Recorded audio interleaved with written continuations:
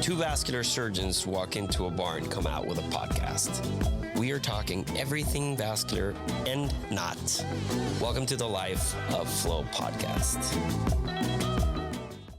The following podcast is not relating to my teachings and work at Del Cedar Medical Center and is for entertainment purposes only. Bienvenuti. This is another episode of the Life of Flow, and I don't remember what number of program it is, but it is a ton. We've been doing this for years, and we're on the top of our game here. Stick around. Today we had, I really think, is the guy that has probably the most mojo, well far and beyond above me and or Lucas combined together, Dr. Brian DeRubertis. Brian is currently the chief of the Division of Vascular and Endovascular Surgery at NewYork-Presbyterian and Weill Cornell School of Medicine. Brian's been just a good friend and now friend, obviously, of the pod. And he shared his latest professional moves. He went from being in a phenomenal place at UCLA and then kind of changed coasts again. But you'll understand a little bit more, as we did, that he's actually been bouncing from the east to the west and the west to the east. But I hope that you'll enjoy it as much as we did. What a fun guy, great conversations, deep conversations, and just a whole package of amazingness. So stick around. Man, it's been a bit. We've been trying to. I made a list of 5 people when we first talked about doing this podcast, and today, finally, here's how bad I am at it. Yeah. That Lucas said, "Who are 5 slam dunk people that you really like that will absolutely jump the gun and come to the podcast?" And 3 out of 5 said we were able to get that, and then 2 out of 5 we got today. Yeah, which is Michelle Reignan. It took us about a year to nail that cat down, and then Mr. Brian DeRubertis in flesh. So I had put you as my slam dunk guy that took 12 months to land. So thank you, man, for considering for the last 12 months to come on this show. I really ponder about that. I mean, we're very close to pushing Rogan off of his spot, so I hope that you don't mind the notoriety that'll come after being on this show. Jumping right in with my 12-month delay of the chaos lives. We're on a roll. We're going to start off hard here. Let me tell you, I appreciate this, and I'm amazed at how many podcasts you guys have put together of such high quality in 12 months or so. And I apologize that we haven't done this yet, but I think it's to some degree a reflection of our chaotic natures, isn't it? So, but I'm thrilled to be here. So much we could talk about. So much to unpack. You know, Brian and I have been together in the island of Holbox. I was there. You've been to Holbox? I was there when you guys were there. Back in... No, you were not. Yes, I was. You were in the same trip? Were we all in the same place? Yeah, we went to Hendelat, and then from Hendelat, we flew to Holbox. All right, well, then let me just edit this. So, guys, one of the... What's that? I think that's when you and I met, actually. Yeah, that's when. Yeah, Brian and I met before, and then you guys met there. Then I guess. Yeah. Miguel, if you don't believe it, I have a picture I can send you to show you of us all eating lunch. That's so funny, man. I'm so sorry. Tonya was there too. I'm so sorry. I don't know why you were not memorable that time. Anyway, listen. Let's just say beautiful sunsets I've ever seen. What a place, man. The manta rays, like jumping out of the water, still is something I remember. That was crazy. For anybody out there, if you've never heard of this, it's a small island off the coast of Cancun. Yeah. So you land at the Cancun airport. You could take one of those godforsaken taxi drivers, and it's about 2 hours. And then you take a dingy ass boat. A boat. Well, no, it's a nice ferry. Oh, maybe I'm remembering it wrong. Well, the thing is that there's the fisher guys. So the fishermen are in the smaller boats, and so if you pay them a couple of $1,000, they'll take you on a speedboat. Whereas the ferry actually drives back and forth every 45 minutes or so. And if you, if you're not into those long drives, you actually can land at Cancun Airport. And check this out. You can actually take a small airplane straight to the island. That's the way to do it. Yeah. It's a 15-minute land. But anyway, one of the most beautiful paradises in the world. I named my dog after that. Huh. Whole box. Whole box. Yeah, I have 2 dogs.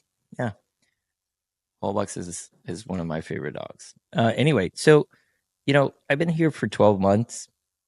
I don't know, about a year that we've been doing this, Mm-hmm. and a lot of the people that we've had on, in a way, shape, or form, have been very supportive of this notion that there is an exodus of physicians.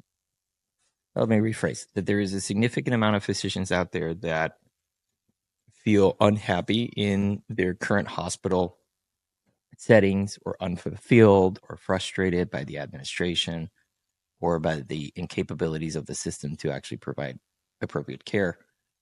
And, I would put myself on the top of that list. And that created that accelerated in a way the intention to move to other sites of service, OBLs or ASCs, and that's been my project. And we've had a lot of people, developers. We've had people that work in the business. We've had people that work in distribution of goods for OBLs and all sorts of topics. But what we haven't done is explored the other side of the coin. And I may be wrong in what I'm about to say, so I'm going to hand it to you, Brian, to set me straight. But it seems to me like you have gone completely the other way, which in a way doesn't fit a lot of the the constructive story that we've been building here for the last few months, which I like. And I like because that's what this podcast is about. It's about listening to people in very different moments in their life with very different goals and dreams or problems that elect to do things in a different way. And this is my oversimplification of your life, is you were very successful in an OBL sort of hybrid model. And then here not too long ago, you elected to leave that to take a very important position as the chief of vascular surgery in a very reputable big program, and change states, change coasts, big place, in a man's playbook, I think, of life. And so I'd like to explore a little bit of that. Would that oversimplification is a good way to put what you've been through in the last few years? Yeah, I think that's I think that kind of summarizes things pretty well. There's, of course, a lot of complexity in all of these different work environments, healthcare delivery models, even our personal choices and personal lives that drive us to do things, I think, are very complex. There's a lot of subtlety in life. There's a lot of gray areas. Yeah. One can't remove. Yeah, I mean, all of this sprinkled, or maybe the other way, work is sprinkled along the line of life, which is your main desire or goal to survive and to be happy and to be balanced. You're right. I think you said work is sprinkled along the course of your life, and that's definitely true. And I would say that's part of the trajectory that I've had in terms of making a decision to leave Los Angeles, where I grew up, in what you described as, I think accurately, as a hybrid model. Some of those decisions reflect personal choices that shape what we do, and shape some of the decisions we make. And so I think that when we're younger, at least, you're younger than me by a little bit. And I think looking at you in the last 12 months or 2 years, the way you've, Miguel specifically, you sort of tackled the new endeavors that you're tackling. I think you're still very much in that phase where your work life takes a big chunk of your bandwidth. But I've also seen you change in your personal life and different things that you have going on that are probably as wonderful, if not way more wonderful than the work side of things. And so, but I think in general, when we're younger, or certainly speaking for myself, when I was younger, the work side of my life, the career side, the calling side, took to some degree my primary focus. That was my primary, the sort of main thing that motivated me in many, on most days, as a general rule. It wasn't the guiding principle of my life, but it was sort of occupying the primary focus of every day when I woke up and sort of started my day. And I think that can change over time, and that certainly impacts our decisions, and impacted my decision in terms of moves I've made, much more so than this consideration of work environment and hospital systems versus OBL or hybrid practices and that sort of thing. But there is a lot to talk about there, I think. And when you talk about the hybrid, I'll kind of just dive into it. Maybe the hybrid model that we had in Los Angeles at UCLA, where I spent almost 15 years or 14 years, was somewhat unique. I wouldn't say that I went from a private practice OBL type setting where I had all the autonomy that I would have wanted to a more academic setting that I'm in now. I mean, they were both academic, and I think that's maybe different. That's how it's a little different than some of what you're doing now and what many people are sort of moving to. I kind of went from one academic setting to another academic setting, although there are certainly some big differences in them. I do think that as physicians, though, there's no doubt we're seeing a trend toward moving away from big healthcare systems for various reasons, or at least there's a significant interest, especially in the vascular, surgical, and cardiovascular communities, to move into office-based settings, OBLs, ASCs, and that trend has been going strong for over 10, maybe 15 years now. There are some sort of the obvious reasons why many people think physicians move to the OBL setting that may not be necessarily in the best interest of medicine or patient care. But those of us who have worked in office-based settings and physician-owned settings, or at least physician-managed settings, really do see the benefit of those practice environments. When you talk about the office-based setting, I don't know what you would say, but I clearly see the primary benefit on the patient side is that they get to have their care, their procedural care, in the same location as they see their physician in the office for that first consultation. They see them in follow-up. They don't just see the physician, but they see all the nurses that change their bandages for wound care. If you have a CLTI patient, physicians get to know patients get to know our entire office staff, our entire clinical support staff in the office, because, as you know, most of our patients are part of our lives long term. We don't meet a patient, get referred for a thyroid cancer, do the thyroidectomy, and then say goodbye. Maybe that's not how it works for all thyroid surgeons, but our point of care is ongoing and continuously evolving with vascular patients, and so we get to know our patients very much in a longitudinal way, and they get to know our entire office setting and our office staff and clinical support staff. So to allow a patient the benefit of coming into that same environment when they actually have their procedures, which can be very frightening, very unnerving, and sometimes somewhat hazardous and dangerous for the patients in terms of complications that can occur. So when they're coming in for procedures or surgery, there's a lot of anxiety and there's a lot of discomfort patients go through. To have that done in their own setting is in the setting they're comfortable with and accustomed to is I think one of the biggest advantages of an outpatient-based and physician-owned practice setting. I wanted to unpack a little bit more of what was happening at UCLA. I guess towards the end. Where were you professionally? Was UCLA, as you were getting to the end of that chapter, all of what you really wanted? And what was happening there professionally speaking? Had you accomplished essentially most of the goals that you had set years earlier of what you wanted that to develop into that hybrid model, and maybe speak towards that model? Because there may be a lot of listeners right now that may be in academia. And I'll just say a very quick personal story. I wanted to emulate what he did at Baylor. Remember, I was able to create the OBL, and we'll talk about this a little bit later how that failed miserably. Yeah. But I want to hear from you towards the end there. What was going on? Was it a good time for you to close that chapter? And had you been Do you look back on those years and say, I did everything I wanted to accomplish? Yeah, it's a great question. First thing I'll say, it certainly wasn't the end in a sense. UCLA is very near and dear to my heart, and it always will be. And I think the division is just absolutely flourishing there. Vince Rose taken over as division chief. Peter Lawrence was my division chief for so many years.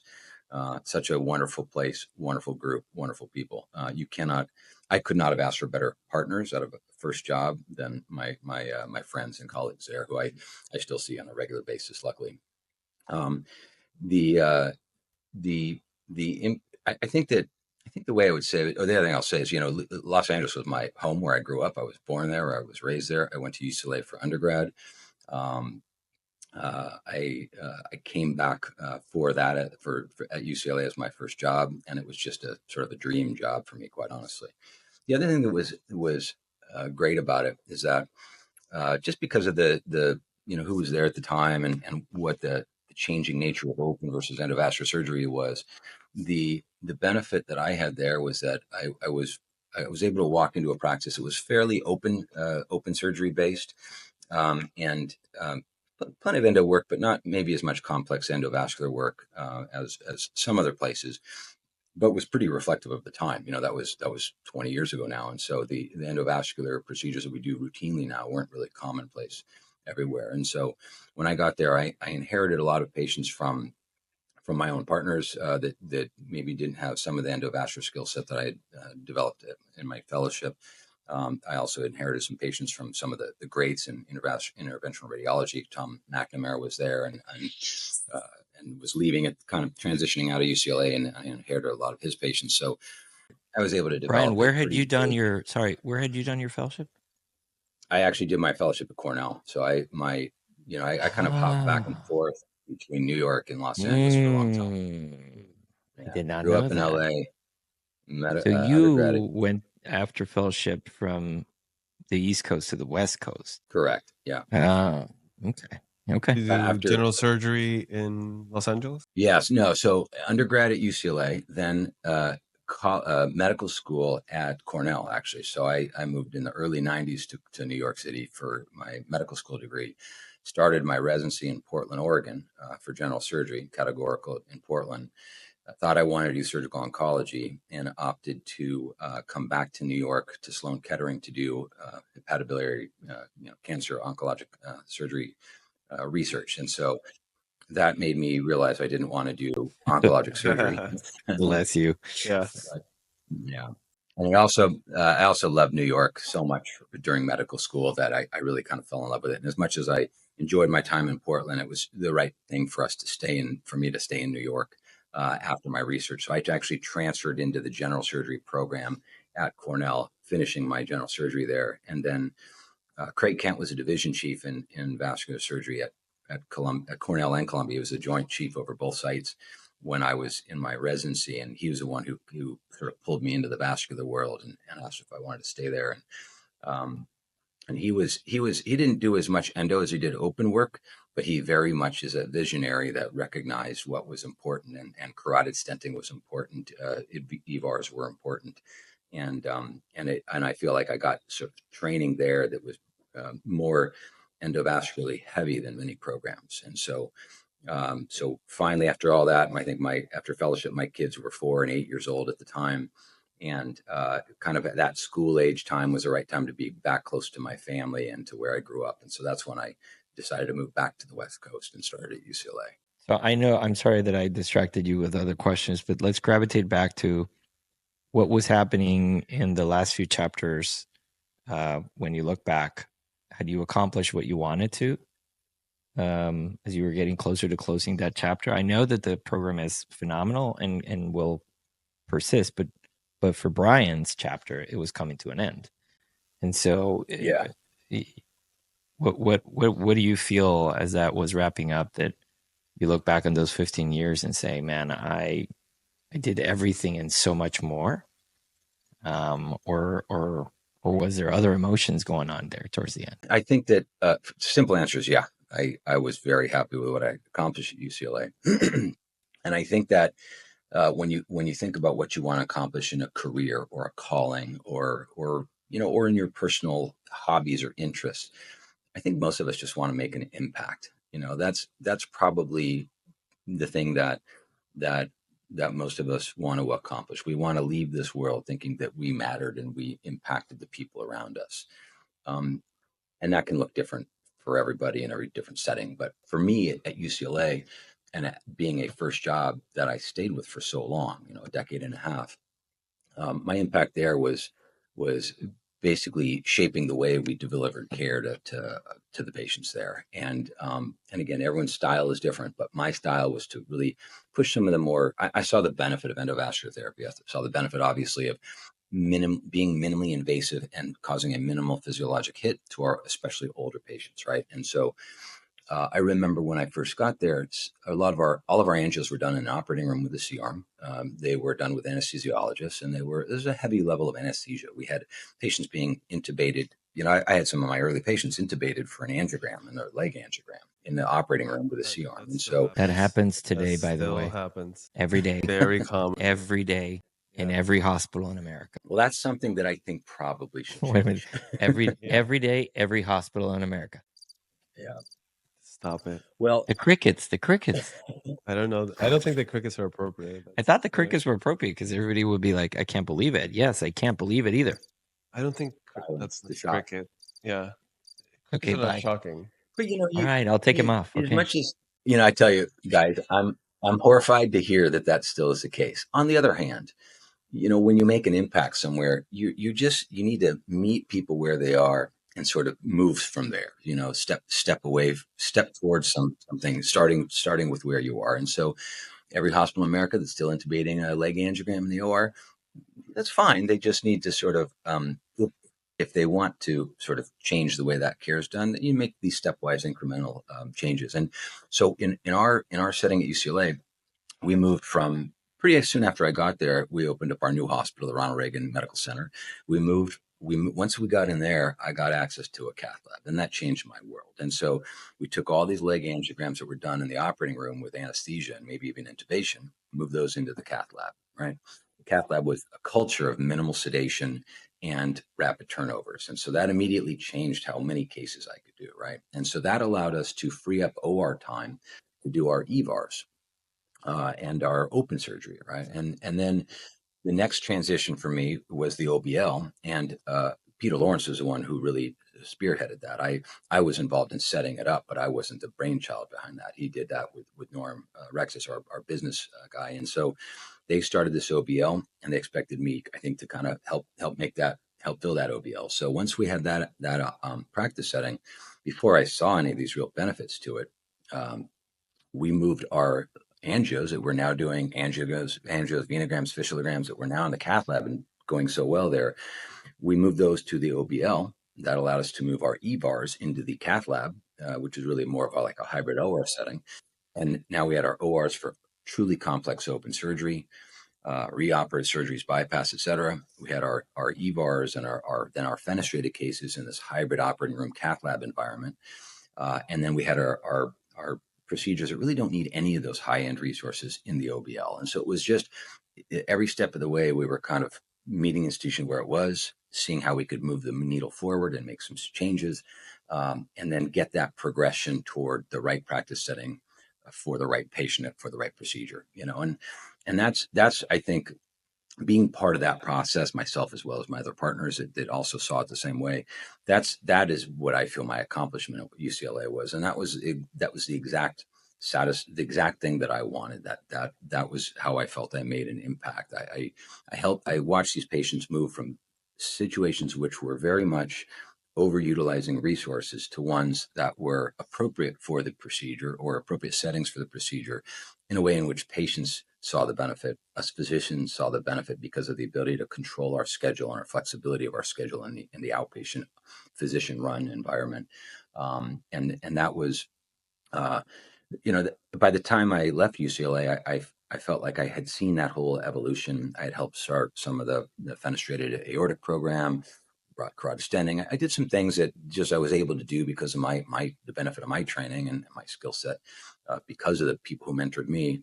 And I felt like I had made my impact, and then the next question is, in terms of closing one chapter, moving on another, the next question is, do is there anything else to do where you are? Is there more to accomplish, or is it time to move on, to a different setting? And I think, back to your point about a lot of physicians go from hospital systems and academics to a private practice or a physician-controlled environment. You're right. I kind of went toward the other direction, especially being part of administration and leadership. I felt that for me that was the next step in terms of how I was going to make an impact and leave a mark. And I think in general, people who stay in academics see themselves largely going from practicing clinician to getting involved in research and education to leadership and administrative roles in those areas, division chief, program director, then department chair, and then CMO of a hospital. And most of us in academics envision ourselves taking some course of that trajectory, and I think most of us go in different directions as life happens, and if you were to ask me as a general surgery resident what I plan to do, I plan on being a department chair one day, or even a dean or something like that. But how life goes. There's a lot of other things as you get older you realize are important, and I'm not saying I wouldn't still like to do some of those things, but I also see you can make an impact every step of the way. And I'm not sure that I'll ever believe that my impact in the second half of my life was.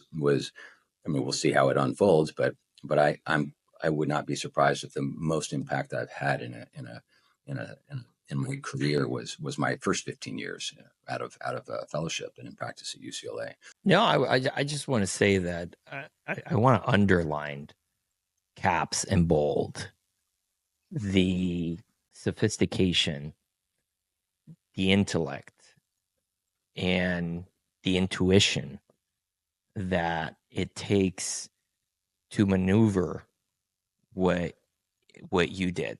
And to your point, you didn't do it alone.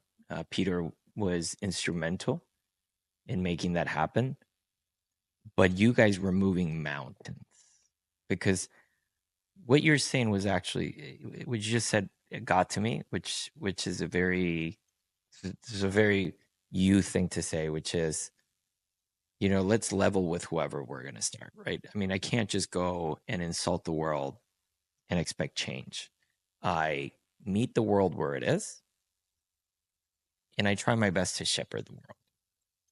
Now, the reason why I may be jaded here, and look at that! Did you see the TV? They've got like hand gestures that create sparkles. So when I said I'm jaded, there were sparkles. The reason why I'm jaded, sparkles, is because I have met nothing but antagonism and lack of support in my attempt to build those changes.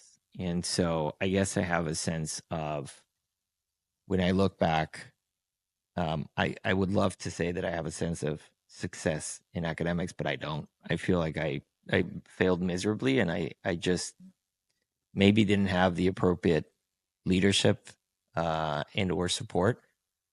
But I really want to commend you for being able to maneuver that, because it is not easy. It is not easy to pull patients from one side of service to another. Mm-hmm. It is not easy to get people on the same page. It is not easy to just say, let's circumvent anesthesia completely. It is not easy to just say, we're going to break the paradigm of open surgery, and we're going to do this, and we're going to push and push and push and push and get to the point of what you guys did. Yeah, those had a lot of changes. A lot of changes. In 15 years, what you blew through, some people won't do in a lifetime. And so I think, and I hope that you take a moment to look back and say, holy, I really did some pretty cool shit. Because you really did. And pretty impactful. Well, I see you smirking. I'm not sure what's the smirk from. You're giving me a little too much credit there. Using words like sophistication and intellect, they don't necessarily go along with me. But, they do. Glad shirt. They know, even though you're trying to go for this lumberjack look thing, we all know you're pretty sophisticated, smart, articulate man. The thing you're missing there is in your description is luck.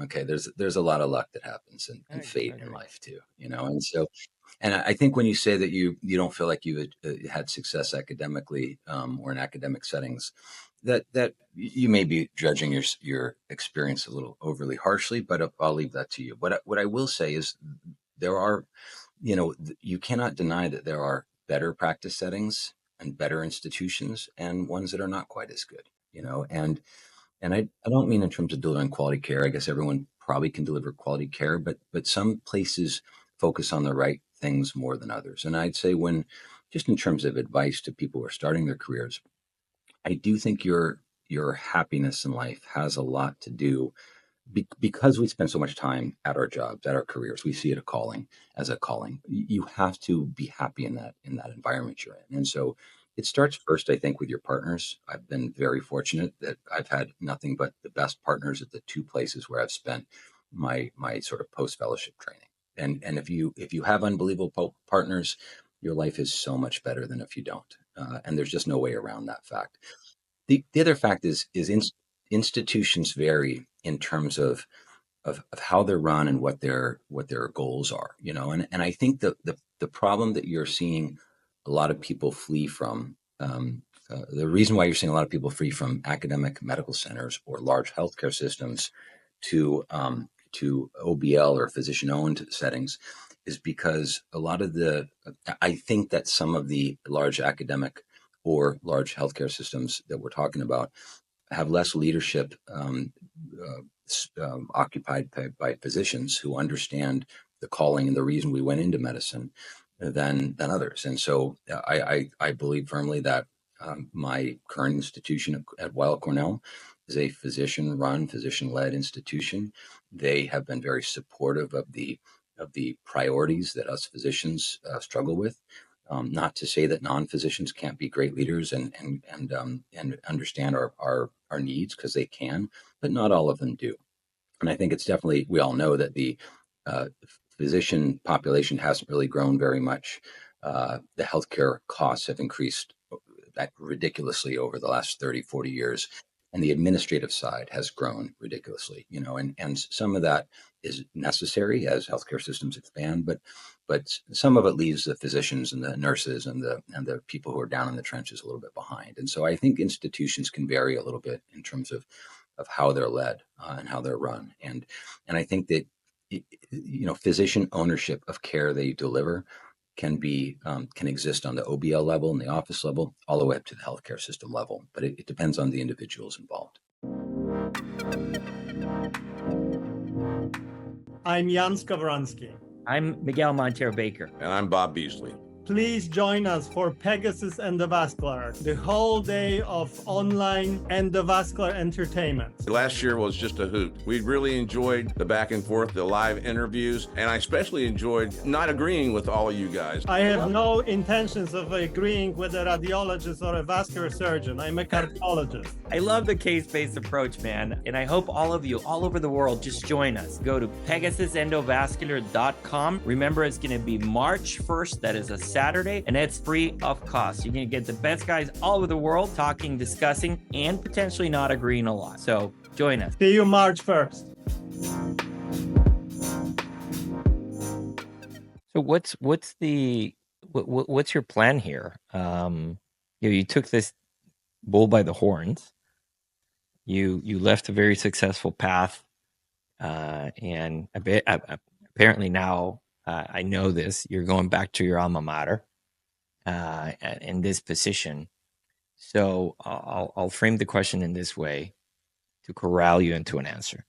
Are you trying to turn Cornell into a UCLA 2.0 and create the trifecta of organizational sites of service that can deliver care in these multiple ways? Or is this a project that you have to come absolutely open-minded, trying to imprint yourself and maybe your ethos, your passion, but Brian will adapt to Cornell more than Cornell will adapt to Brian. I think when you're talking about big institutions, you always have to adapt to the institution more than it will adapt to you. Okay. So I think that's the first thing I would say. That's why You know, I've the lost truth is, I every don't. single battle. I thought it was the other way around. Yeah. Fuck. Yeah. Somebody should have told me. Yeah, there is a temperament. There is a temperament that is required to be in a bigger institution, especially to go up into administrative and leadership roles in those institutions.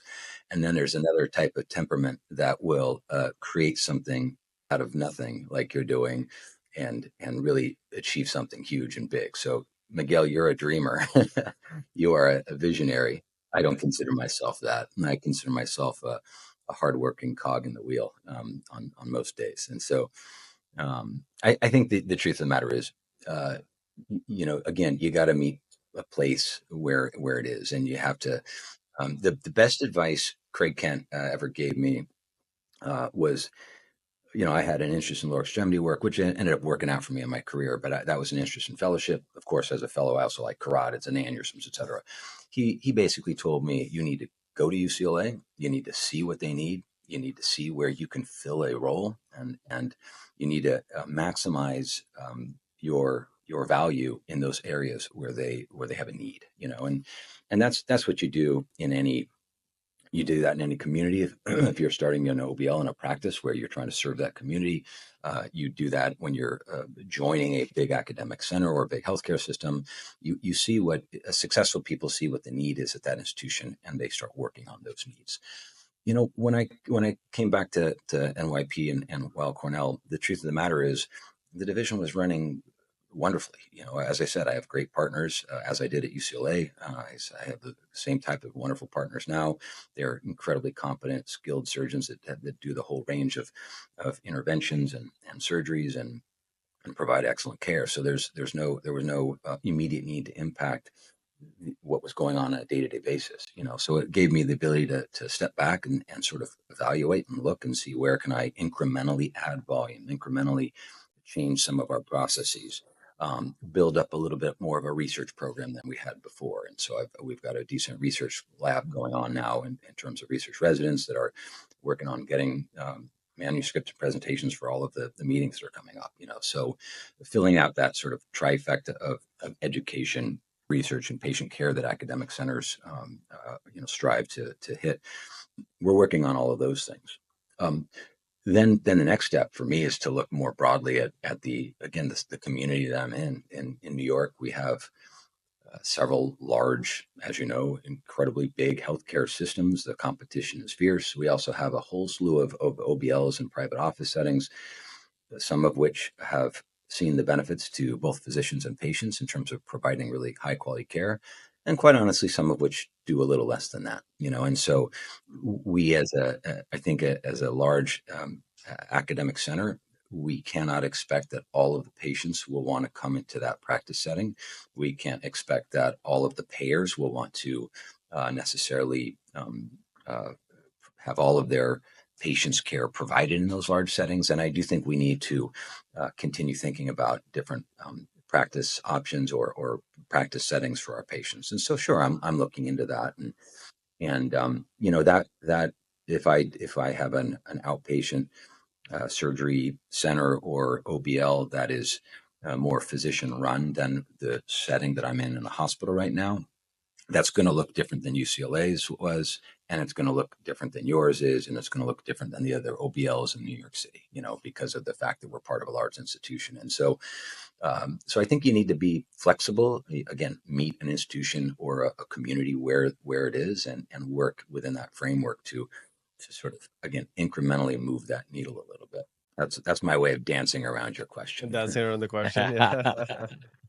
Is there anything else that's exciting you in this new role? Is there anything about going back to New York that's exciting? I think it's exciting both personally and professionally. I mean, I think that what I will say at NYP and Weill Cornell, the support from the institution is significant. And one of the reasons that I decided to take the position and was interested in the position is from the first day I got there, actually before I got there, when negotiating and discussing the role and what it looked like, the one thing that I very clearly understood about the institution is that their commitment was to patient excellence, or excellence in patient care and to the patients, and I feel like that is not all. Maybe it should seem like all institutions, their main goal is to provide excellence in patient care.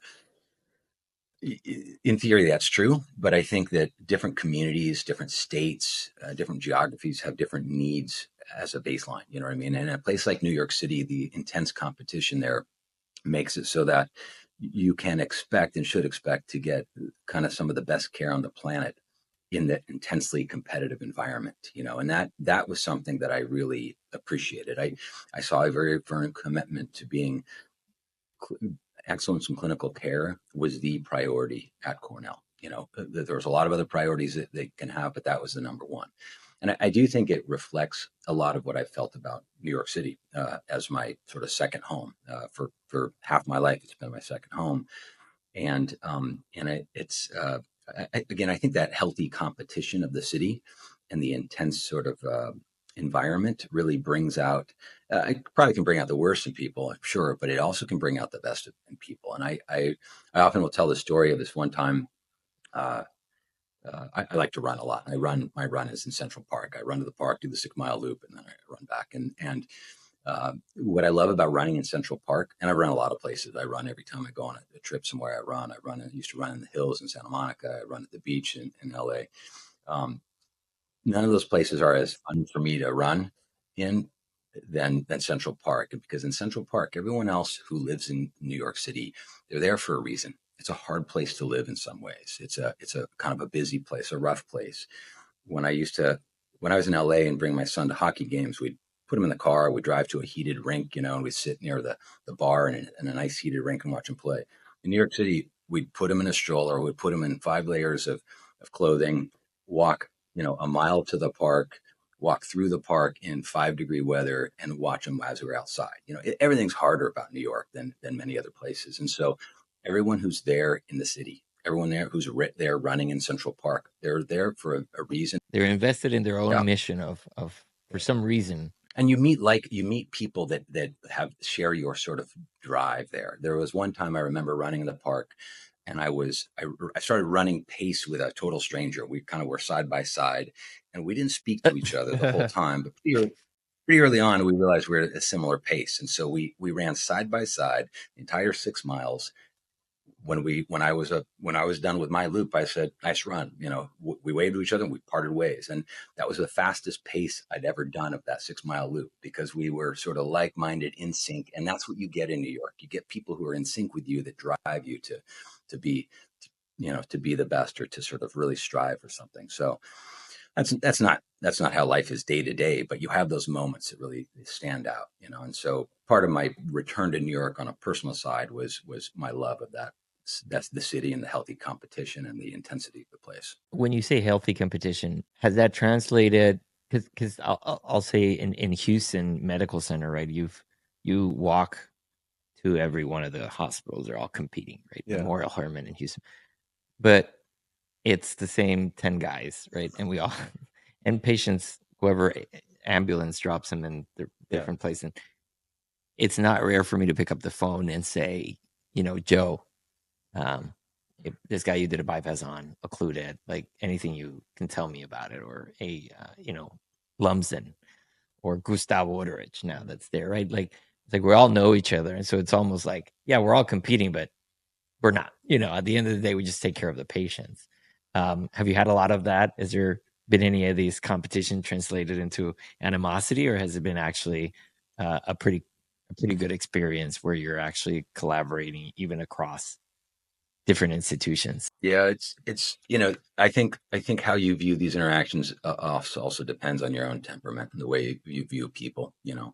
That said, the simple answer is my experience has been almost exclusively healthy, good-natured competition, and it's not just a competition / collaboration with other institutions. It's with other specialties as well. I just did a fellows program with 2 weeks ago with a cardiologist from Mount Sinai, as well as a vascular surgeon, a couple of vascular surgeons from the group. So for putting on a program for all of our fellows throughout the New York City programs, both vascular and cardiology, interventional cardiology. And so I think there's, I see it as more healthy, good-natured competition than true competition in a sense. But we all kind of want to learn from each other. We all want to drive each other. We all want to push each other, and that's been my experience so far in New York. There's always exceptions to the rule. Yeah, I'm sure. Yeah. I've had my dark moments on call trying to get somebody to pick up the phone and give you more information. But how about something that hasn't been that easy? How about, it sounds like this has been a great change, super supportive system, physician driven, great psychopaths that you meet for running dates. I love all that. But what about that? Has there been something that you were not expecting that has been really tough on you, or something, or something that you were expecting and maybe it ended up being a little bit harder for you in this new role? This will sound funny, but I mentioned that when I got there, my partners were great. The institution is a wonderful institution. When you walk into a good environment, the most important thing to do is not take something that's already good and start steering it in a direction that is not ideal. You know what I mean? You don't want to disrupt a good thing, so to speak. So sometimes the hardest thing is to not make some moves or not rush into action too quickly, and instead to sort of again, take some time to figure out what the needs are so that you can fill those needs without taking something that's working well and steering it in a whole different direction unnecessarily. That's one thing that I sort of felt like I was learning as I was doing it. I mean, I felt like as time went on, it's just starting, which is true in any time you start a new role, right? You get into this new position, and in some ways you're sort of antsy to get things going and jump into the operating room and have more patience. And sometimes you got to just sort of let life happen, let it sort of unfold. And so learning some patience with the process is maybe the hard part for me. And I will say I've been surprised. Maybe the hard part, one of the hard things for me was accepting that things take time. It's, when I look back at what we described at the beginning at my experience in Los Angeles, where we transitioned from ORs to cath labs, that's very clear in my mind now how all that worked, and I see the benefits. And when I'm discussing with my current institution how I see things going, I have that gelled in my mind clearly, and I can elucidate the benefits of that process and that system. But that was a 15-year time period, right? So it seems like it's condensed and very clear, and it was very deliberate in my mind now. But in fact, it was a meandering 15-year process. So learning to accept the need for patience has been part of the challenge there. The other thing I'd say one thing is to have a compelling story, and the other thing is to be able to put it in action with an absolute different theater, right? I mean, different set of players. Everything different actors, different healthcare system, different finances, different geography, different. Everything is different, and I think that's a lot of times. I mean, you see it in football, right? I mean, you can't take.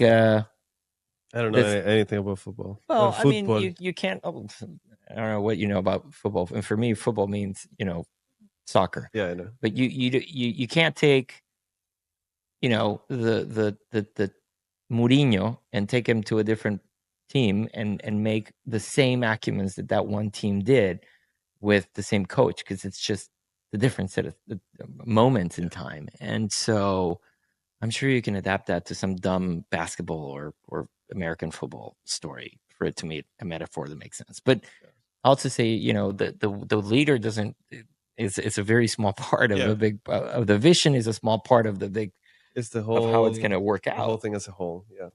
Yeah. So I guess having patience, having persistence. But I will say this. This is what I have learned is I know this is going to be a very dumb story probably to you both, but when I started this thing, I said, we're going to have this one-stop shop, and we want people to come here and get their vascular assessments, their podiatric assessments, have a hyperbarics clinic, and all these things. And as that's progressed, we've realized that for example, this was something that we realized. We were like, hey, we're not utilizing our hyperbarics to the best of our abilities. And so, I asked I asked the manager, and I asked a couple other people. I was like, okay, well, let's meet in a week, and I want everybody to come up with an action plan and how we're going to improve our capacity to bring more patients into the hyperbaric chambers. And so everybody came back the week later and said, I think that we should do this for marketing. The next person said, I know what to do. We are going to go to MD Anderson, and we are going to get all the cystitis by radiation. It's a super easy diagnosis. You don't even need a imaging. So all you need is a note in the book, and you can get 30 to 45 dives, and it's phenomenal. And then somebody else said, I can increase it by bringing all of the radiation related. Anyway, and I took all that input and I thought about it for about a week. And then I came back to the other meeting and I said, we're not going to do any of it. And everybody was kind of like, well, you wanted us to give you ideas. I was like, I know, but here's the deal. I went back to our mission statement and what our vision was. And mission and vision determine strategy. And so it doesn't matter that there's low-hanging fruit in diagnoses that we can care for that are going to feed our institution financially. Because when we go to the mission and vision, it's not treating oncological complications of radiation care. So I don't care how easy it may be to get more quicker to where we have to do, but that doesn't mean. So I guess all I'm trying to say is you have to set yourself a very clear mission of what you want to do with the next few years. And then every time there's a strategy question, you go back to the basic of what you want to do and try to be as good as possible when you define it. Because I think every other decision moving forward can be very easily answered when you go back to the first thing that you decided to do. Now, you may change that because your mission and your vision may change and you should adapt to that. But it's always a very good point to always go back to say, okay, well, this one very strategic change, this one investment, this one thing that we're going to do, how does it align with what we decided to do on day one? It's probably not a good idea. Or does it? Then probably a good idea. Let's keep at it, right? And again, the mission and vision can change. Hopefully not that much, because then you have an identity problem. But it's a good, interesting thing. And so I know you have much more complex problems than that, but hopefully you've set yourself something that acts as your north. Yeah. And so that brings up the other thing that's been challenging is, in our field, especially if you're at a big academic center where you should do everything, right? You should do aortic disease, you should do carotids, you should do venous, you should do superficial and deep venous, you should do dialysis work. Every one of those individual programs or areas are part of your overall mission. Like our mission at Weill Cornell is, in our division, is to provide comprehensive vascular care to that entire diverse community of New York, the 5 boroughs and surrounding areas, right? And so that means that's a huge space. That's not just limb salvage. It's not just carotid disease or complex aortic work. It's all of that, and so someone like me could spend my entire life just taking one slice of that, and so stepping back and looking at the whole and having the time and bandwidth and having the right sort of people working with you to help fill out all those areas. That's a challenging part, because the mission for us is different than the mission that I would have if I had an OBL in a certain area. And that was my main practice setting, where I didn't do complex aortic work. I didn't have to support a TAVR programs and manage complications. I didn't have to, I didn't do open support for the oncologic resections at Sloan Kettering. If all of those weren't part of my purview and my division's purview, then it would be my mission would be more narrow. And I agree with you. Stick to that mission as your guiding principle. In a bigger academic setting, it's easy to get bogged down on all of these different areas. Well, listen, I think that we're at that 1 hour mark, which is really sad, because this is why, I really, like Brian, because you and I can talk for hours. Like, we could be with a good sunset and a good glass of wine, and we could just talk for hours. And that, there's not a lot of people out there so I hope some of... I was going to say, that's why your podcast was started over drinks at a bar, right? Yeah. That's it. Yeah. And it was him, actually. I'll be honest. It was his idea. And so thank you, Lucas, for doing this. We've been able to have so many good friends, and so make new friends, many deep conversations, and so on and so forth. And so, Brian, thanks for sharing, man. That's cool, man. That's cool where you're at. I get it a little bit more. Not entirely, to be honest, but but I get it a little bit more. Get it entirely. Yeah. All right. Well, do you have any other closing? No, thank you so much, and we'll have you back for sure. Yeah, man. Be part of the roster, brother. Yeah. We love you. All right. Well, it's been great talking to you guys. I'd love to come back anytime. Let's do it, man. Thank you very much. One last thing. Yeah, you were saying upstate New York. What's a good place to go in upstate to visit? For what? I heard it's nice. For vacation. a vacation? Yeah. Boy. So there's so many. We'll talk offline, and I'll give you some good suggestions. So I spent a lot of my limited free time that I have. I spend it in an area called Kerhonkson, which is in Ulster County. It's about 2 hours north of the city. And the nice thing about that area is that there are all of these local farms, and a lot of the restaurants sourced locally, and it's truly a farming community, and there's some distilleries and stuff like that. So it's a lot of fun. But New Paltz is a fun college town. That's a little bit. I haven't ridden it all the way up here yet, but out of upstate. But I'm riding a little bit, not quite as much as I used to. But a lot of good areas, a lot of good towns. You are my role model when it comes to work and life balance. So try to make sure you don't forget that. Have fun, work hard, but have a lot of fun. Be careful. Okay? Be careful who you consider your role model. All right, man. All right, man. Bye-bye. Thank you you very much. Bye. Great talking to you guys. Thanks a lot.